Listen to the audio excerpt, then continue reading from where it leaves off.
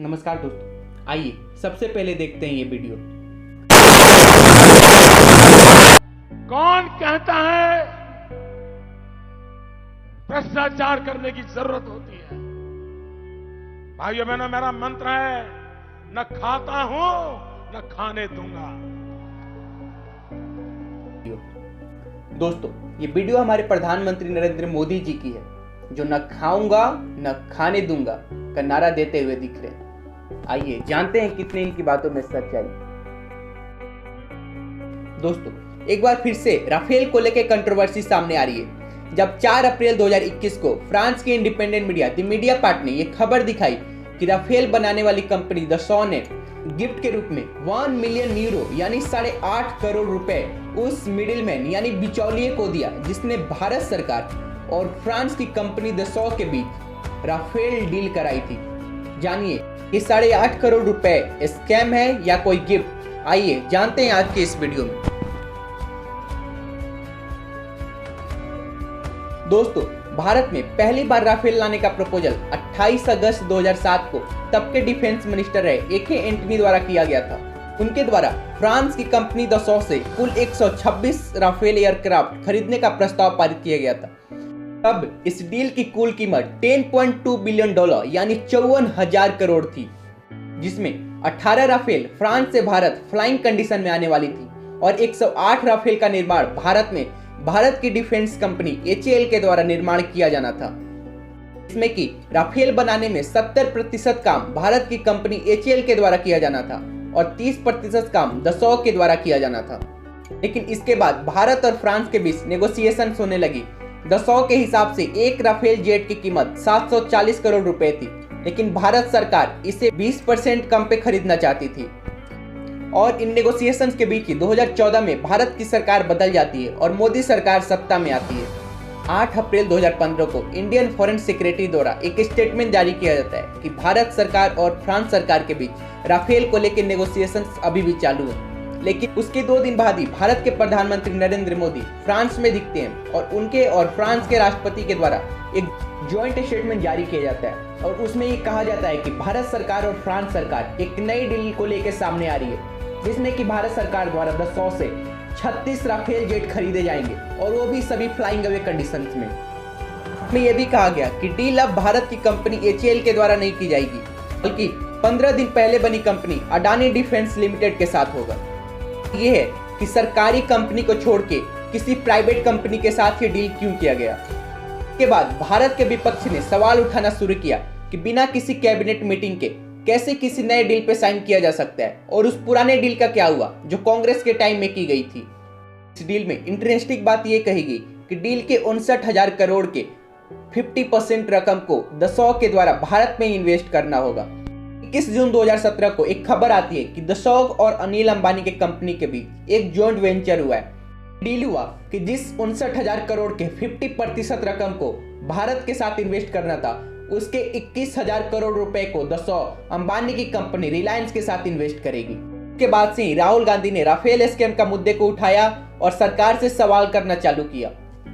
खबर ने जोर तब पकड़ा जब फ्रांस के प्रेसिडेंट फ्रैंकोइस होलांडे के द्वारा यह कहा गया कि रिलायंस के साथ दसॉ की डील स्वयं नरेंद्र मोदी ने कराई थी। इसके बाद कांग्रेस नेता राहुल गांधी ने चौकीदार चोर है का नारा देना शुरू किया था।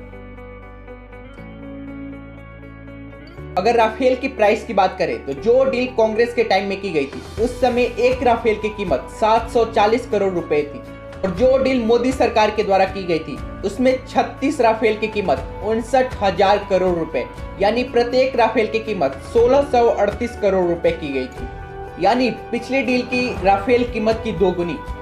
के बाद 4 अलग अलग PIL दायर की गई थी सुप्रीम कोर्ट में राफेल की प्राइस को लेकर कि आखिर जो राफेल 740 करोड़ रुपए की थी, उसकी कीमत 1638 करोड़ रुपए कैसे हुई। इसके बाद 5 सितंबर 2018 को सुप्रीम कोर्ट द्वारा ये आदेश किया जाता है कि जो राफेल 740 करोड़ रुपए में खरीदी जानी थी, उसे 1638 करोड़ रुपए में क्यों खरीदा गया। इसके बाद सरकार के द्वारा ये हवाला दिया गया कि इसमें कई नई टेक्नोलॉजियां लगी हैं। ये हमारा सरकार का मुद्दा है, ये हमारे सिक्योरिटी का मुद्दा है, इसे हम उजागर नहीं कर सकते हैं। 12 नवंबर 2018 को सुप्रीम कोर्ट द्वारा सरकार को यह आदेश किया गया कि जिस नई टेक्नोलॉजी का प्रयोग राफेल में किया गया है, उसकी जानकारी सरकार बंद लिफाफे में करके कोर्ट को सौंप दे। नवंबर 2018 को सरकार ने ऐसा ही किया। फिर 14 नवंबर 2018 को सुप्रीम कोर्ट के द्वारा एक 31 पेज का जजमेंट जारी किया जाता है, जिसमें कहा जाता है कि सरकार भारत सरकार द्वारा किए गए राफेल डील का निरीक्षण नहीं कर सकता है, ये भारत का सरकारी मामला है। लेकिन इनके द्वारा किए गए इस षड्यंत्र में एक गलती छूट गई थी। इस जजमेंट को तब के चीफ जस्टिस और आज के राज्यसभा सांसद रंजन गोगोई और उनके टीम के द्वारा लिखा गया था। उसके 25वें पेज में ये लिखा गया कि जिस सरकार ने प्राइस की डिटेल कैग के माध्यम से कोर्ट को सौंपी थी, उसे पब्लिक अकाउंट कमेटी के द्वारा भी एग्जामिन किया गया है। असल बात यह थी कि ऐसी कोई भी प्राइस की डिटेल पीएससी यानी पब्लिक अकाउंट कमेटी के पास कभी आई ही नहीं। को प्रेस कॉन्फ्रेंस के माध्यम से जजमेंट के तुरंत बाद ही राहुल गांधी ने जनता के सामने रखी। रिपोर्ट है पब्लिक अकाउंट्स कमेटी, जो पार्लियामेंट की कमेटी, उसके साथ शेयर किया गया है।